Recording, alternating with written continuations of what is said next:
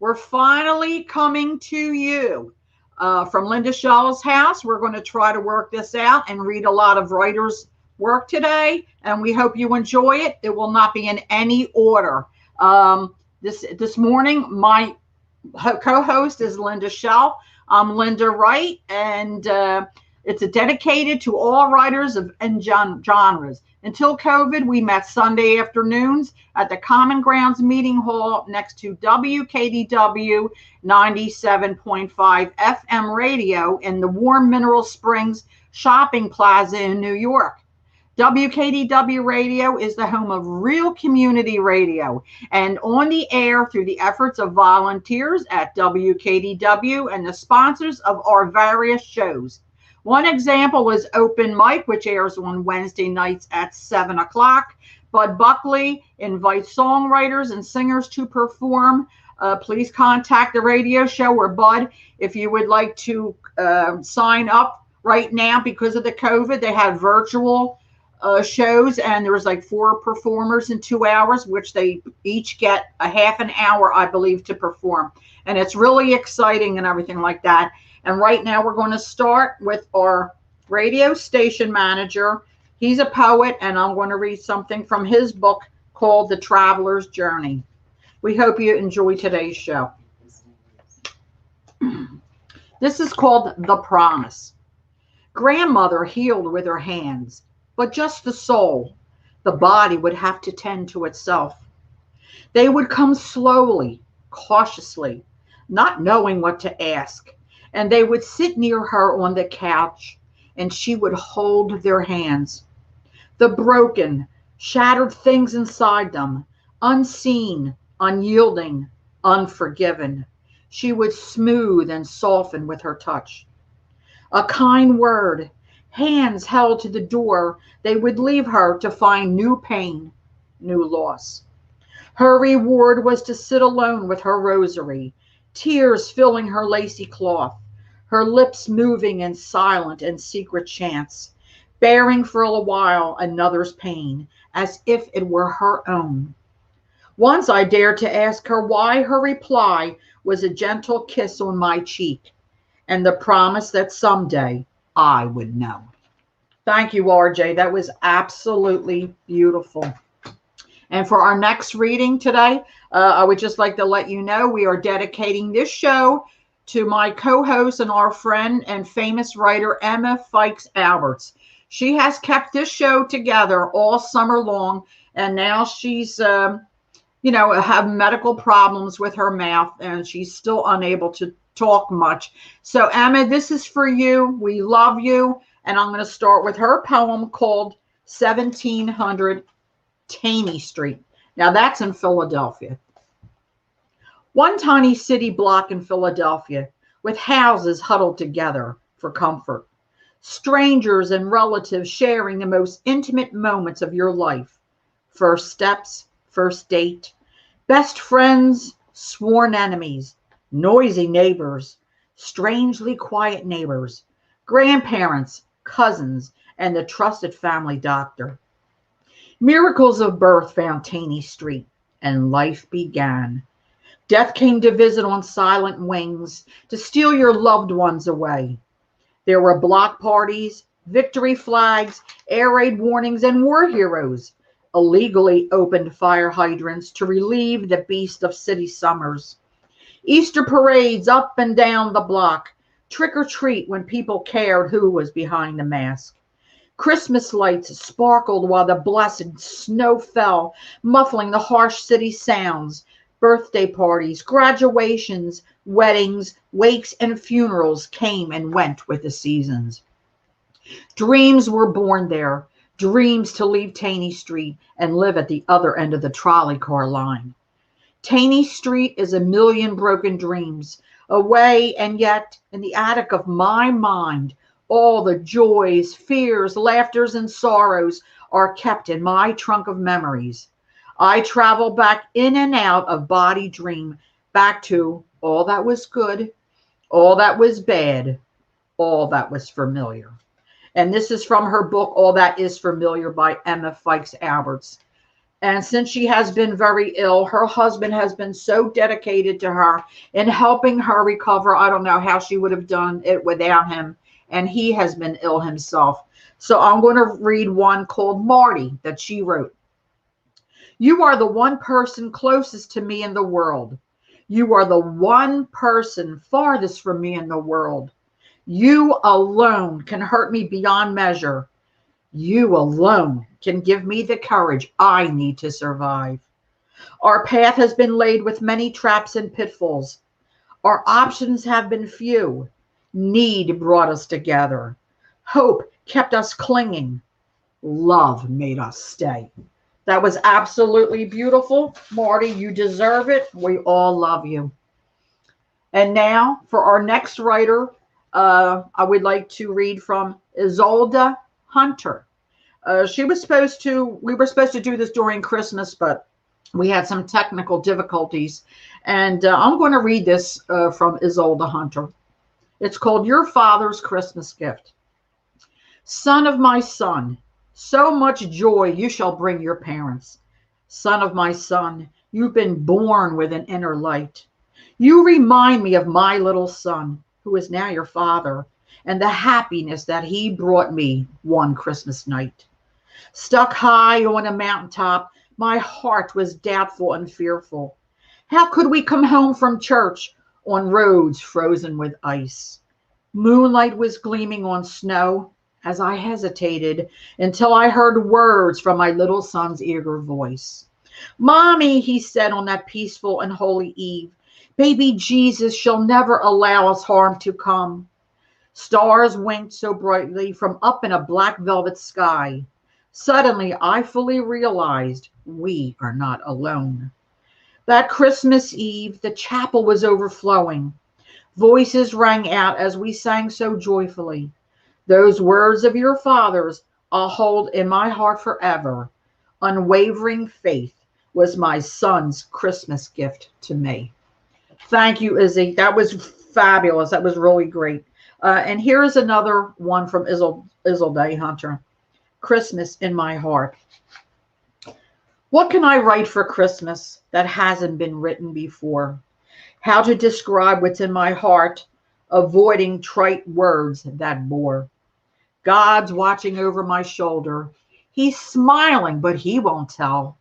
How to enhance his glory, how peace and love compel. My heart is filled with child's wonder, loving this world I am in. Despite man's hardships or violence, despite our battles with sin. This is our season for kindness, bringing us peace of the dove. I feel uplifted with gladness everywhere I see God's love. Thank you so much, Isolde. That was absolutely beautiful. And one of these days we will get together. I'm reminding you that I am not doing these poetry readings and writings in order. We've got them split in half, Linda and I. So the next one is from John Palau.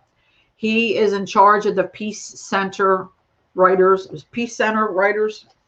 I can't remember the name. Peace Center Writers. He's also a professor. Yeah, he's also the professor. So this is called Walt Whitman Live. Imagine Edison, his lab in humid Fort Myers, calibrating, adjusting, listening to static. His white shirt stained to the armpits like Gabriel. The instrument is in his hand, recording new day's jazz. Graying hair is standing straight, then flailing, like the banyan tree outside, making connections. He is wired, and he needs to be. His job to explain to Papa Walt that he will take Whitman's voice and place it on a cylinder of wax. We are making plastic mockingbirds, he might have told him. Papa of the long beard is sitting in green Morris chair, surprisingly admits there is some logic to this. In the 1890s, and the old gods are nearly gone into the sea. Walt talks on about sealing names with wax, how he's felt certain impressions from connected objects like a ferry boat railing, or the tracks that led trains past lilac-covered islands. A pitcher of water with floating lemons, crowds the wooden table between them. By digression on wax, Phoenicians and papyrus, Whitman changes the subject to electricity, Edison to rhythm, when the night never became completely dark again. Everything drinks deeply from anything in the evening. The day leans grayer and darkness will respond. Like a patient hen, farm is coming to conclusions on the potency of numbers, the ores from their mothers. Farm form halos above the frosted bulb, like filaments striking the sky. By midnight, they toast themselves and America in the tropical air, ready to begin anew. Thank you so much, John Pillow. That was absolutely brilliant.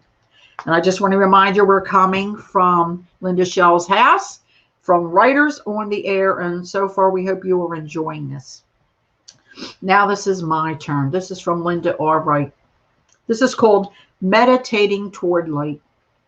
Time is a vessel of the mind, restrained, encumbered, walking in circles of thought, your thoughts, being held prisoner by darkness that invades, whenever, wherever, invisible chains being held in bondage by your own mind, with no chance of relief, your turmoil. A pinhole of light peeks through. You notice that small glimmer of hope. You press your eye against it, trying to look out with rapid eye movement. Minute dust-like particles float in your line of vision amid the light. A tiny spectrum of warmth can be felt tingling the skin, poking at the hole, making an indentation. It grows. The light shines through more. Your heart beats faster, somewhat. You chip away with your fingers, trying to edge through into the light of existence. Stepping through cautiously, now standing on firm ground, eyes closed, face lifted. The light and warmth radiate through your body.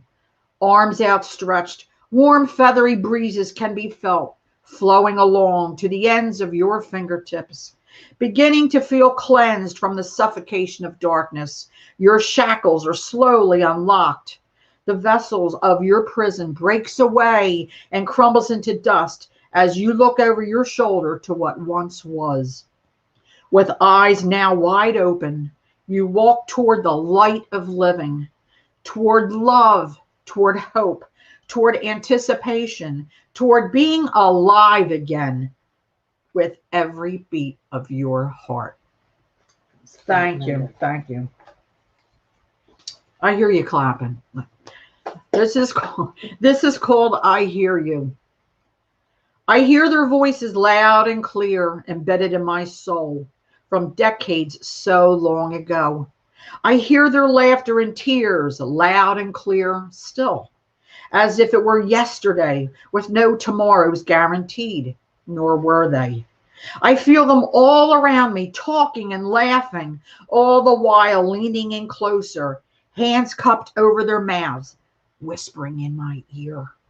As I nod my head in compliance, writing to the music of their stories, carried to me on each note, and a haunting composition of souls interacting on a subliminal level only I can hear.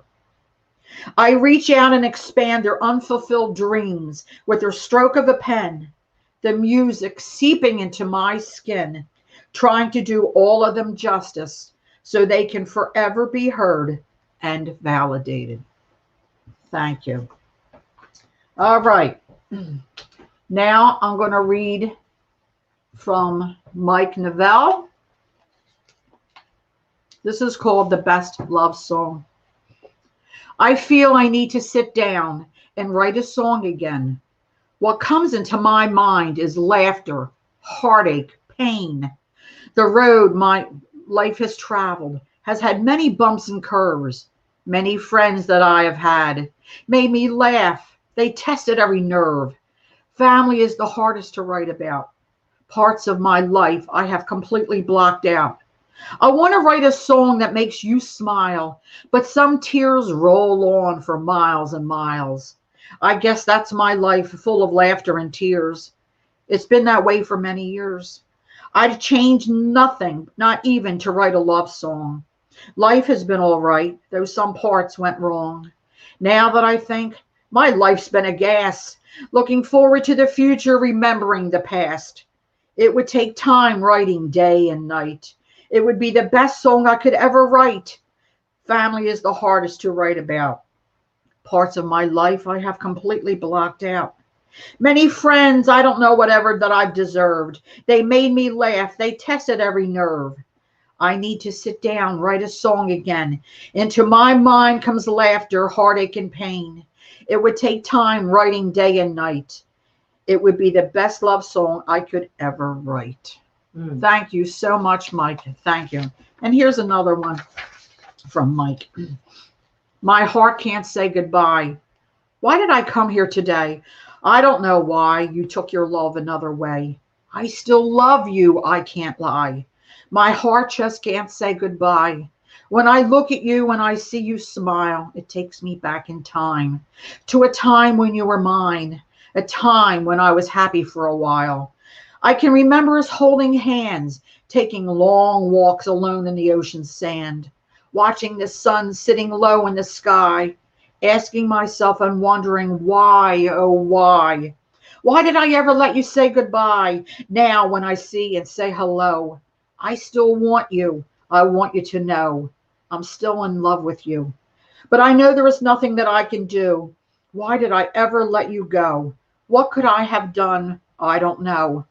You fell in love with someone new. There was nothing that I could do. Why did I come here today? I don't know why. Your love looked another way. I still love you, I can't lie. My heart just can't say goodbye. Thank you so much, Mike. Thank you so much. And now I'm going to do one from Steve Lynn, one of our regulars. We miss you, Steve. And hopefully one of these days our show will get back together. I hope I do it justice. Struggling uphill against an avalanche. I'm struggling uphill against an avalanche, and it's determined to bring me down. With a furious assault of gravity and rocks, it just keeps on continuing to pound. My only advantage is that I cannot pinpoint where I stand my ground, but seismic vibrations give it a clue, so I tiptoe without a sound. I'm like a stealth projectile attempting to achieve a completely invisible mode while dodging the rocks of a truly gargantuan and much more powerful foe. I'm seeking the shield of every obstruction that offers to block the rocks, and moving with desperate strategic maneuvers of a patient and wizened fox. Because it only takes one well-aimed shot to break my forward advance. The avalanche unleashes a streams of hostility, just hoping to hit me by chance. And in this dance of mortal enmity, the rage continues to engage the infinite spheres of a tactical battle with the vengeance of a forgotten age. But I'm closer to the top than ever before, and irony is determined to score. So when fate kicks in and reinforces the win, the victory is forevermore. That was fantastic, Steve. And I'm just going to read another little one of his called The Blistering Blues. And this one is about Emma. This one's for my friend Emma, the champion of Navy shoes. They fit like old metal gunboats, and they give sailors the blistering blues.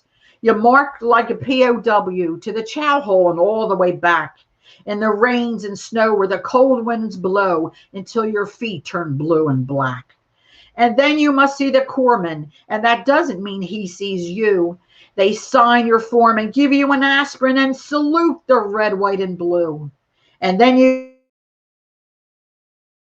go back to the barracks, spit shine. You walk a mile and see your commander smile when you begin running in double time. And it is not yours to question while you get the shaft with the screws. You have to spit shine the crime while walking the line that gives sailors the blistering blues. That was fantastic, Linda and Steve. And I will be turning this over to my co-host today, Linda Schell. Thank you, everybody. Thank you very much. Oh, am I in here? No, you're fine. You have to back up and switch. Okay, All right. thank you. Good morning, folks. I'm Linda Schell, and I'd like to invite you to check out our Facebook page for Writers on the Air. If you're a struggling author, self-published, or wanting to get published mainstream, we have quite a few good tips that I share with everybody on Facebook. There's quite a lot to learn, an awful lot to know. The first poem I'm going to read is from Alan Hodgson. He used to be an airline pilot.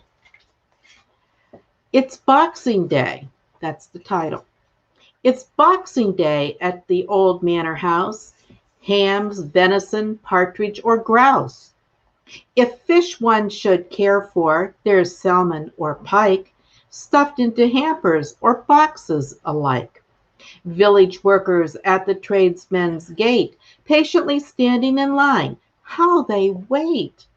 For servants and footmen soon to share his lordship's family's leftover fare.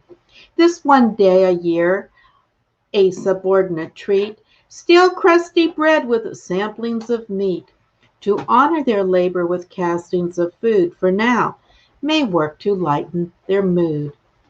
Day may come when it won't quite suffice for folks such as these to be timid as mice. They'll stand to be counted as equals in life, cast off their bonds, unloading their strife. Such families encumbered deciding they matter, their children may scale this society's ladder. Schooling their right, be maturing and wise. Tomorrow's new leaders should be no surprise. Thank you, Alan. That's sort of a change of pace there. And the next one I'm going to read from is Carol Castagna. Castagna. Thank you. What do you see, little darling? Your tiny toes sinking into the ocean wet earth as the sun's rays form diamonds on the sea. The breeze hugs your tiny frame. Your mind swirls with wonder under your large brimmed hat.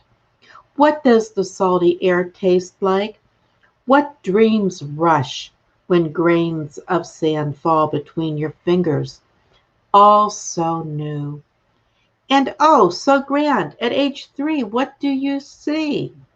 As waves barely reach your ankles, you say, Mommy, a shell. A penny. It's shiny.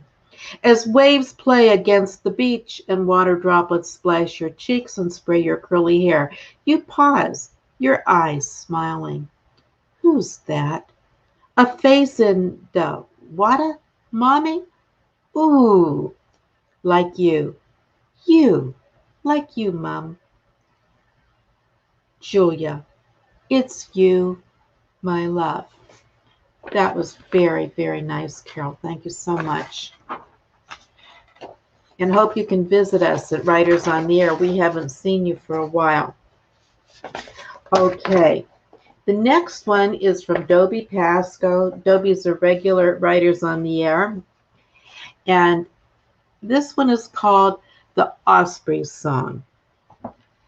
There's my old osprey, top of the tree on the dead branch, calling to me and the neighborhood. 3 wood storks fly by in V formation, black tips on white wings like F-89s from the Korean War, the Cold War. He pays them no mind. And now I hear each morning the ospreys cry, but quieter, softer. So I rise early enough to catch the sound, but it is not the osprey, but a proudly singing gray and white mockingbird who has learned to sing the Osprey Song.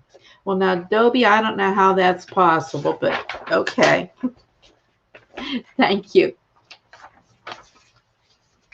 And, well, I guess anything's possible. Did you see the mime on Facebook where a baby elephant is leaning or lounging up against an ostrich. You see the strangest things on Facebook, stuff I would have never believed possible. I've seen dogs sucking from the teats of cows. I never saw that growing up on a farm. Okay, the next one is from James Geimer, and it's called Wordplay. There are words that I wish I could pronounce where their meaning appears to elude me as much as some friends. Shall I speak upon those friends where they appear more like strangers with a name as to others show their appearance upon an unexpected time to see them? Shall I speak as to incorporate love into this mixture, where some make it feel like a fling to forget as to a tryst to remember? They could make polyandry have more desire, as to treat me like a womanizer than simply as to hoping that I become a bigamist? I can try to blend some words together where they sound better together than to rip them apart. Shall I state that I am more of a jerk with soda, where others may feel like some beef when I am more jerky? I know some of my words can be confusing in spelling, where the letters can answer to a home phone's call, or some choose that they be cursed like heteronome, waiting to be spoken. I know some words hoping to emulate numbers, where two can be seen as being odd, or how the number 3 can make things so even. 12 April 15. Thank you, James. James is not living in Florida anymore, but he is still sharing with us, and we appreciate that very much. And the next one is from Marilyn Enoch. Now, Marilyn is a retired school teacher, and she's working on a book of collected stories that she's collected over the years. And this is a hoot. It's called Bourbon Balls. Jonathan was in Miss Allison's 5th grade class and was one of her favorite students, but was extremely hyperactive. He required a lot of her time on most days, and his parents were very appreciative of all the time, care, and patience she showed him. One morning during Christmas week, Jonathan's dad came in with Jonathan. He smiled and said, "Miss Allison, you are just wonderful and so patient with Jonathan, and his mother and I wanted to give you something very special for Christmas to show you how much we appreciate you because you work so tirelessly with him." He handed her a huge Christmas tin tied up with a gorgeous ribbon and bow. "Oh my goodness, thank you," Miss Allison said, taking the tin and noticing how heavy it was. "Open it now," Jonathan said excitedly, squirming and hopping around. Can you imagine this, a hyperactive child? I can just see it now. She set it down on her desk with a heavy plop, still amazed at how much it weighed and totally baffled about what could be inside. She untied the bow and slipped the ribbon off and tugged at the metal lid to get the tin open. Suddenly it popped off, and the aroma of bourbon instantly bowled her over. Inside were dozens and dozens of bourbon balls with so much alcohol in them, the room almost immediately reeked of bourbon. Now, this is in a schoolroom. "Oh, my goodness," she said again. "How nice. Try one. My mom is really famous for these," Jonathan said, still hopping around and clapping his hands with pride. They contained so much liquor she was afraid to do so and panicked for a second about how to handle the situation. "Oh, I can't wait. These look scrumptious and I'm thrilled to have them, but I want to save them for a home where I can relax and enjoy every delicious bite," she replied, hoping she did not hurt his feelings. When she glanced at Jonathan's father, he winked, so she knew he understood why she did not want to eat them at school. Jonathan seemed a tiny bit disappointed, but said, "Oh, okay." Worried that some of the students would recognize the bourbon smell, she tried to put the top back on the container. But Jonathan called his friends. "Come look at the neat gift my mom made for Miss Allison." She cringed but smiled as she proudly displayed the open tin for them to see and, as soon as she could politely do so, replaced the lid. She thanked Jonathan and his father profusely and walked his father to the door. As she stepped into the hallway, she realized that the aroma had already spread down the corridor and into the other rooms near hers. Two of her neighboring teachers were out in the hallway trying to figure out where the smell was coming from and looked at her questioningly. She motioned for them to come into her room as they said, "Is everything okay?" "Oh, yeah," she replied as she opened the tin, showed them the contents, and closed it quickly, trying to keep the smell contained. Then she laughed and added, "Come back at the end of the day, and we will all be a lot better than okay."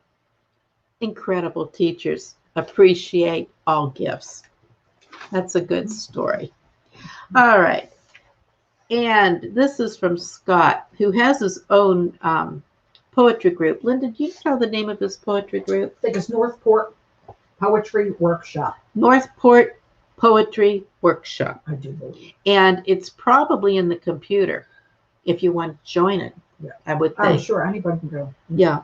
I'll spell his last name. The first name is Scott. Last name is Z like zebra, IRKELBACK.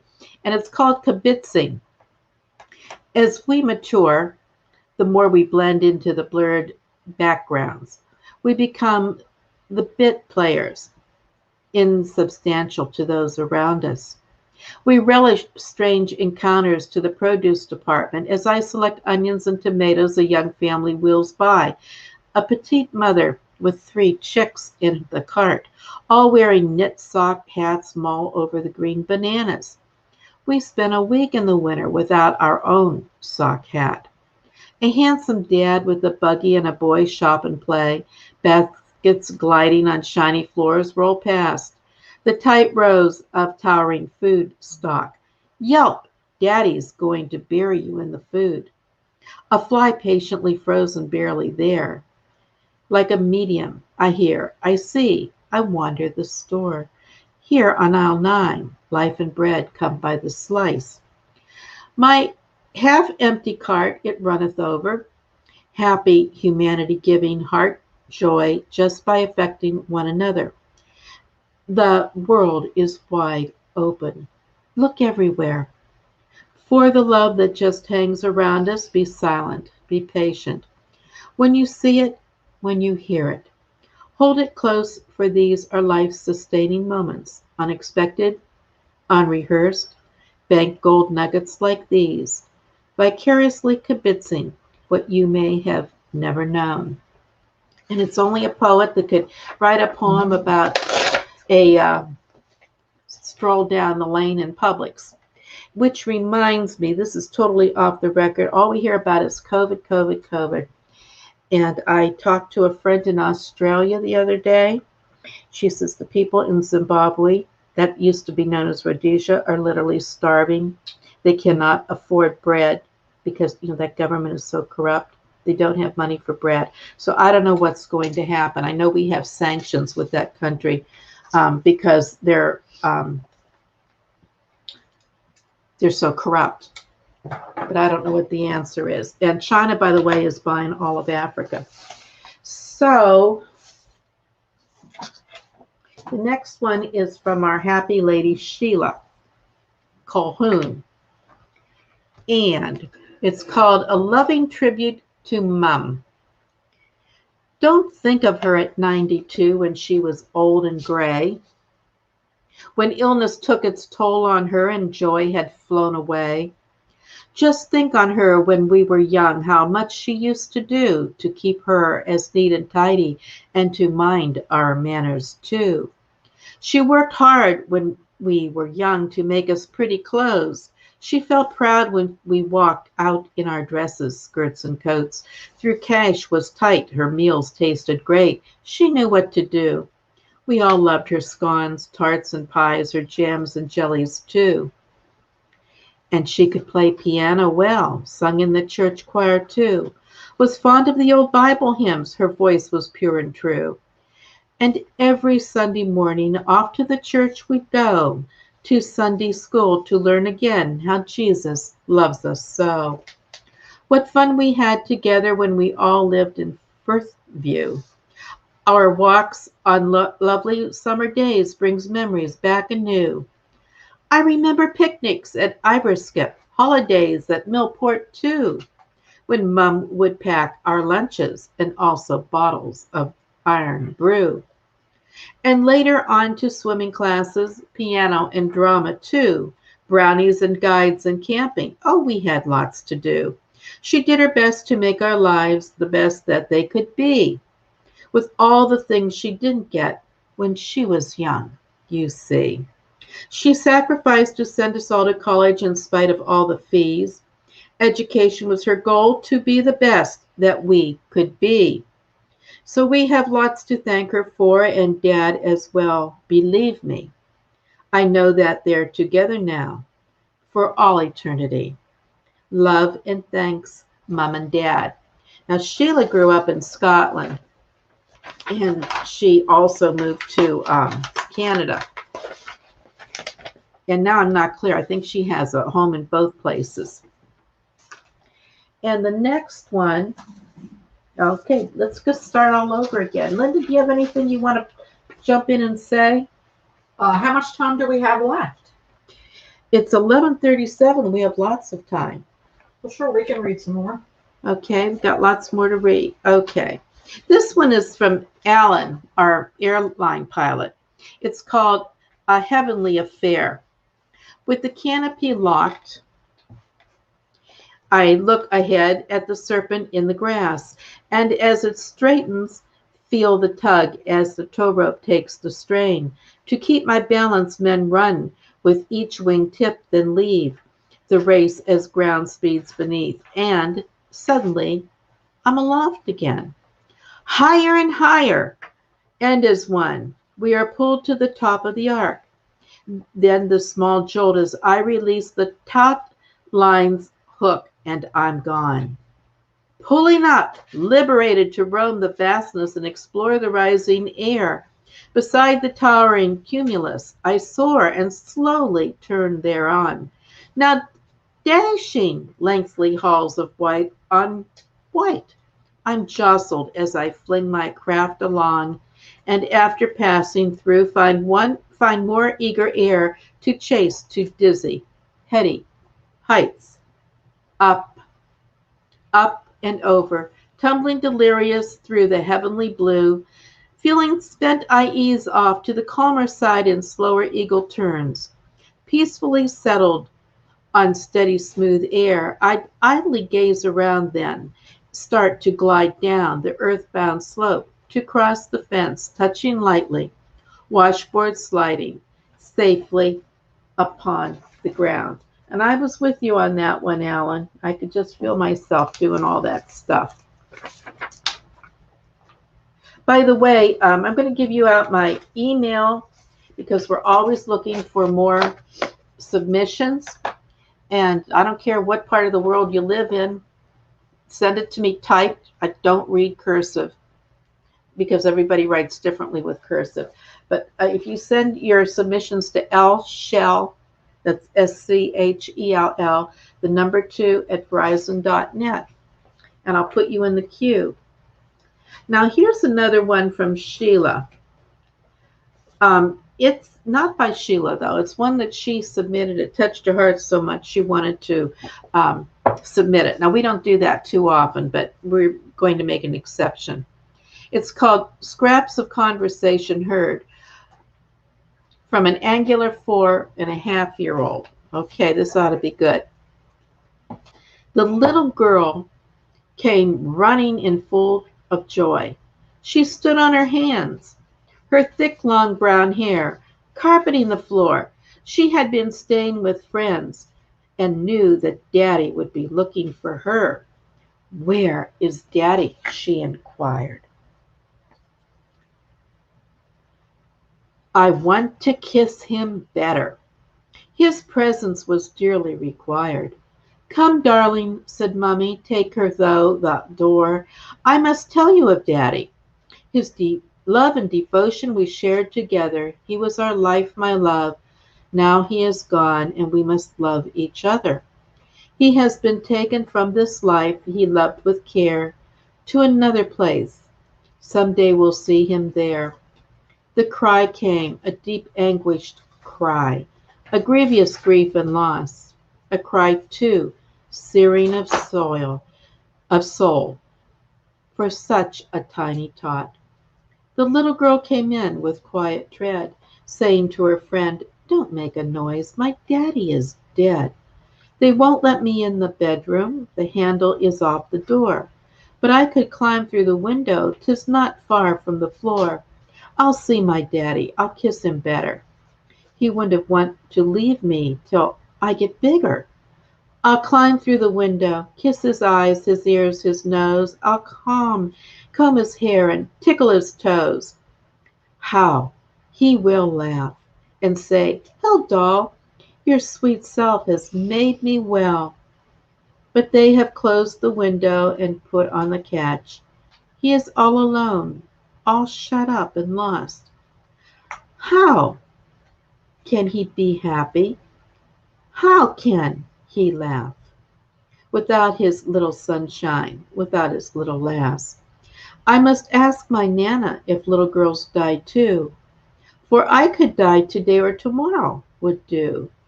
My Nana says, tomorrow will make me bigger and stronger. Tomorrow's I'll be a woman, a little girl no longer. Then I'll nurse my daddy as he lovingly nursed me, and I would live to see him grow, a new branch in the family tree. Some day, my sweet, your son you'll hold, a reflection of daddy for you to love. God bless you, little girl, and protect you on life's way, that your path will be straight and narrow till he brings you to your day." And that's by Mrs. Elizabeth Corsica of Liverpool, England. Thank you very much, Sheila. We have more time. How much time do we have? It's 11:42. Do you have something you'd like to read? I can add more. Okay, I'm going to turn this over to Linda R. Wright. Thank you.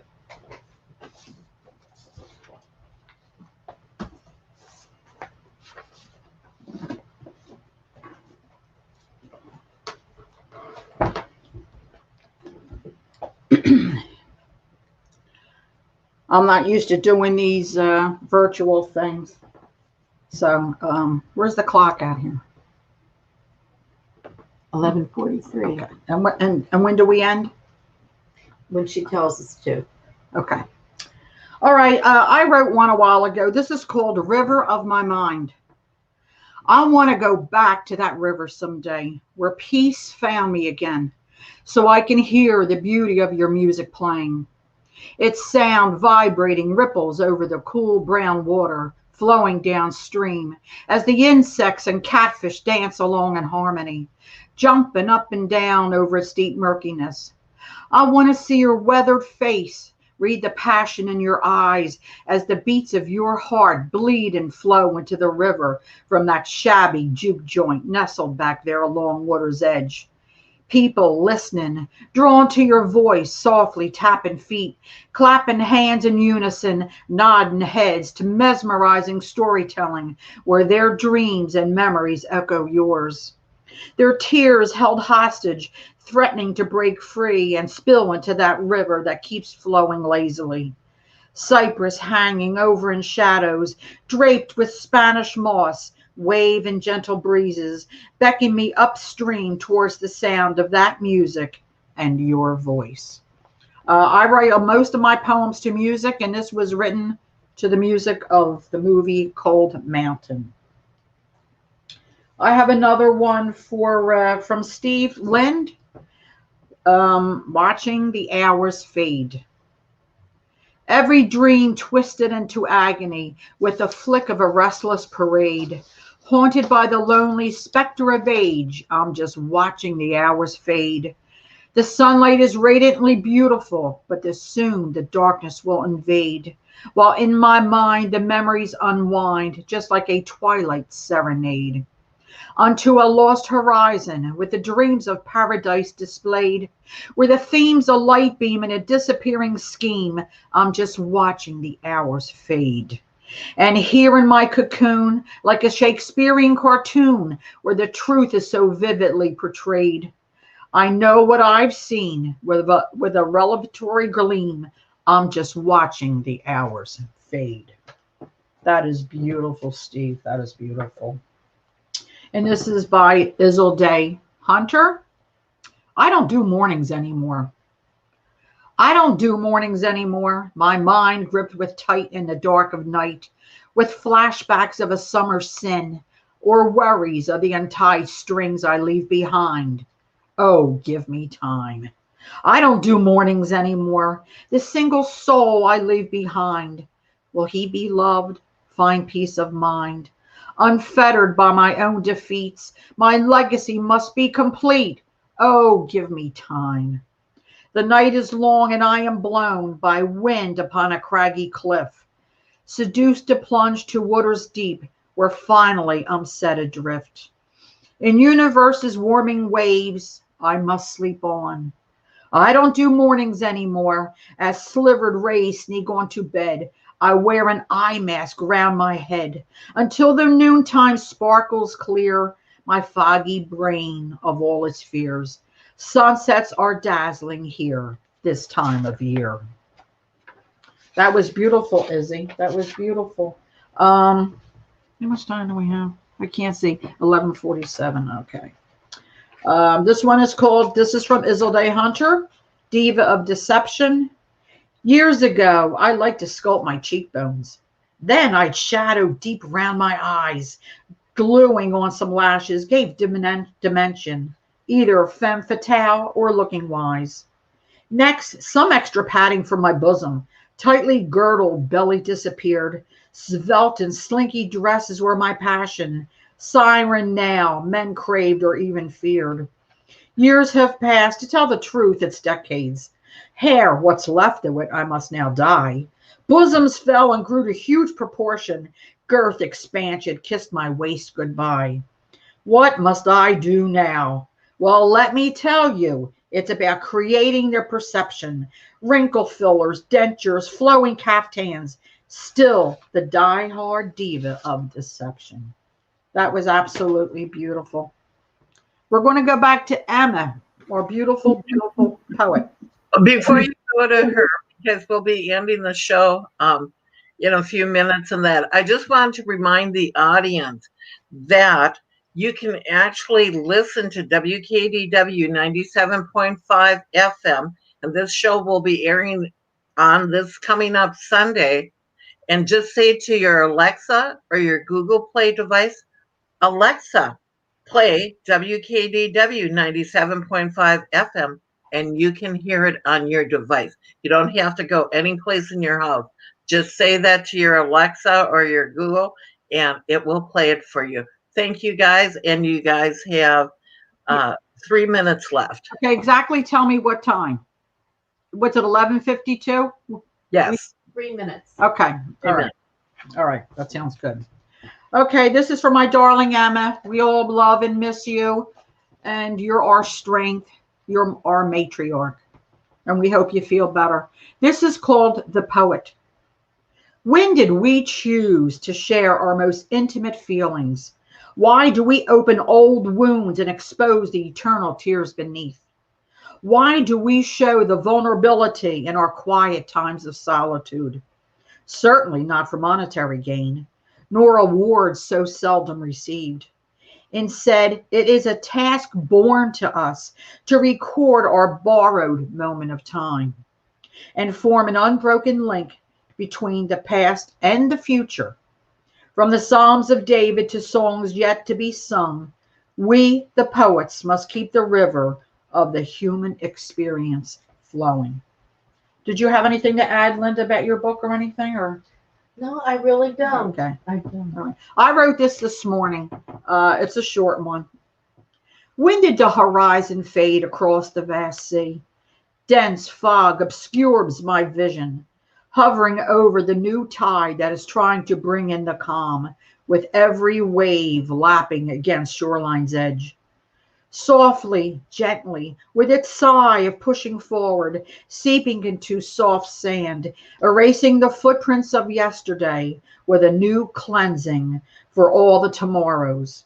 If only we could appreciate that beautiful horizon can be seen once the fog has lifted.